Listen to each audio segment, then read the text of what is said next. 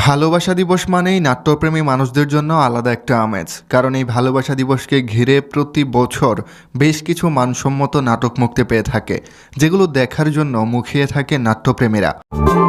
শরীর কি দুর্বল হয় কি লাগে?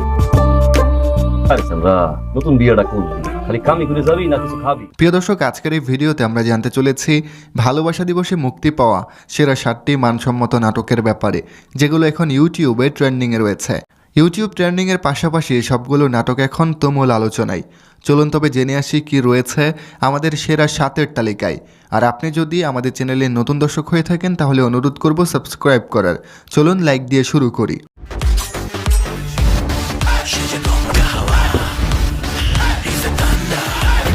নাম্বার 7, মুয়াজ্জিন।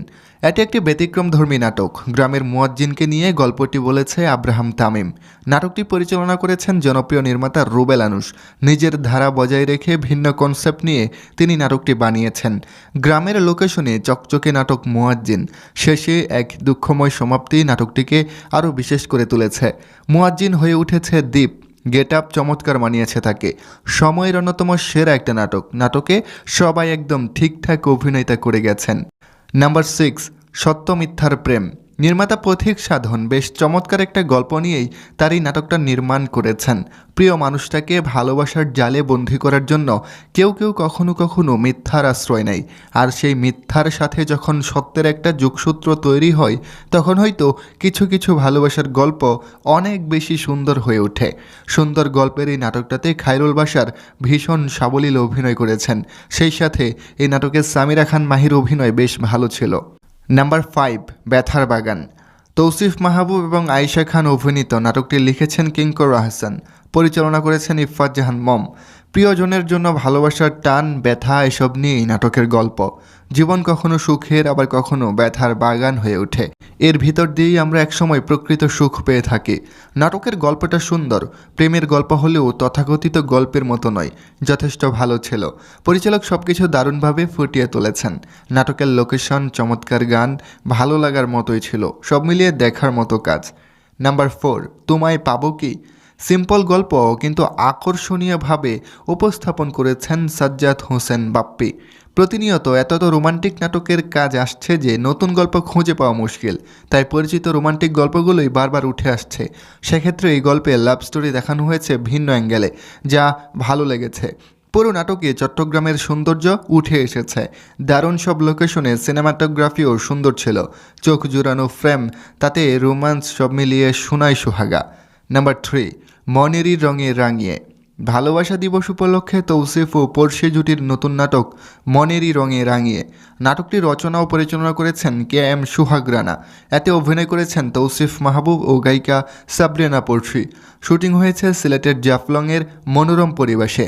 নাটকটির জন্য পড়শি ও আরফিন রুমি একটি নতুন গান গেয়েছেন, যার সুরসঙ্গীত করেছেন রুমি এবং লিখেছেন রবিউল ইসলাম জীবন।